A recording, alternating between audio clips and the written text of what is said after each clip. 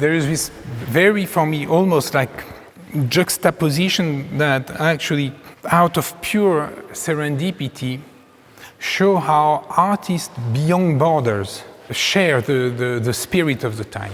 The ideas are in the air, and it's not only now, at this moment of time, but right now, when you look at the work of very young artists, we're in 2021, you look at artists in Brazil, and you look at artists in China, and you look at artists here in Portugal, and you can see this relationship that the artists have this amazing ability to capture the spirit of the time. And here you have two artists, very important artists.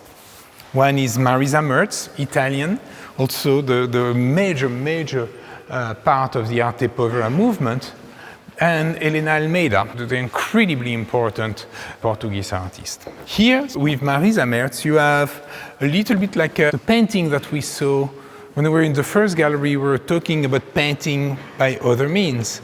This notion that the material defines the painting, the process defines the object.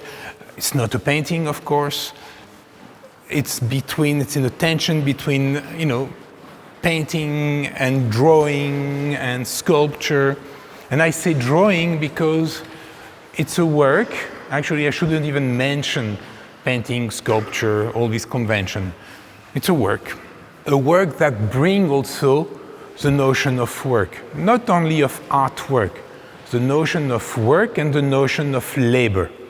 Because part of the Arte Povera movement preoccupation, because they were in an industrial city, because they were labor revolution, the notion of labor, the work, if you look at some of the photographic work by Mario Merz, were involved, concerned by the notion of fairness in labor.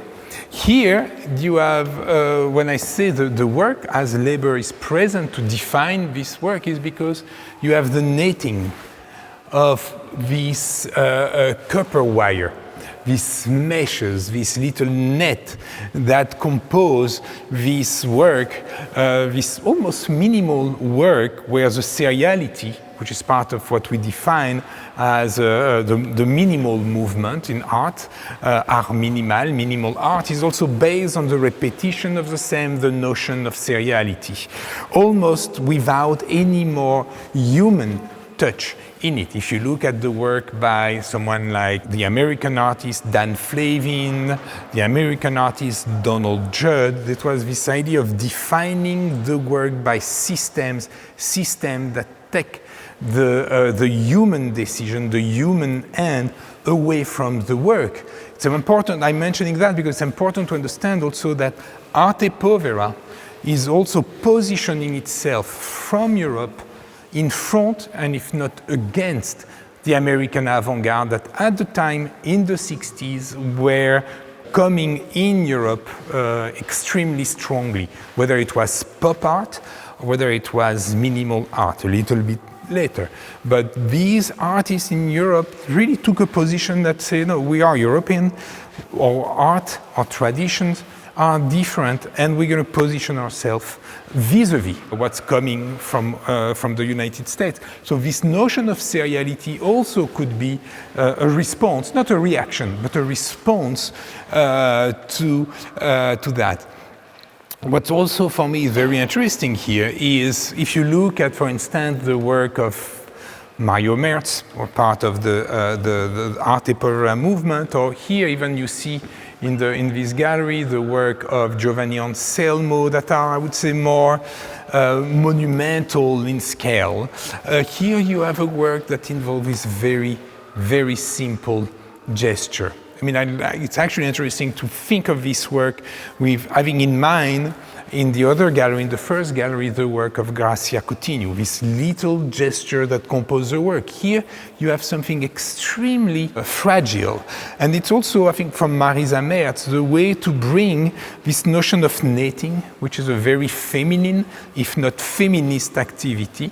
So in the way she thinks of the daily gestures that compose their work, the material that compose their work, the shape, also the aesthetic of her work, she contrasts with the artists her counterpart in the arte povera movement by bringing this almost quotidian activity that could be identified like a more feminine activity. And you have the same, almost the same here with the work by Elena Almeida. And Elena Almeida, I think, like, she's using photography, of course, we know that, a little bit in the same way than, Giovanni Anselmo is using it, to document an activity.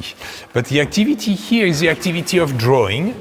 And for me, that's why also I like to see this work by Marisa Merz as a drawing in volume, a drawing with no drawing, a drawing with no paper, a drawing with no pencil.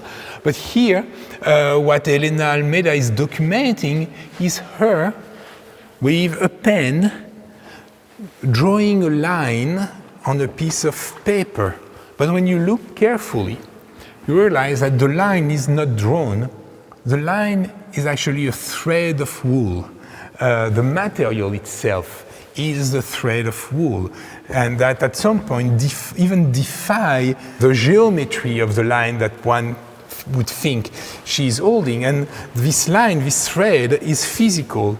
She's drawing in space by holding the two ends of this line that is not only defining a flat surface, but is actually defining a volume on this paper. And I really love these two works together because coming from two different places, exactly the same year.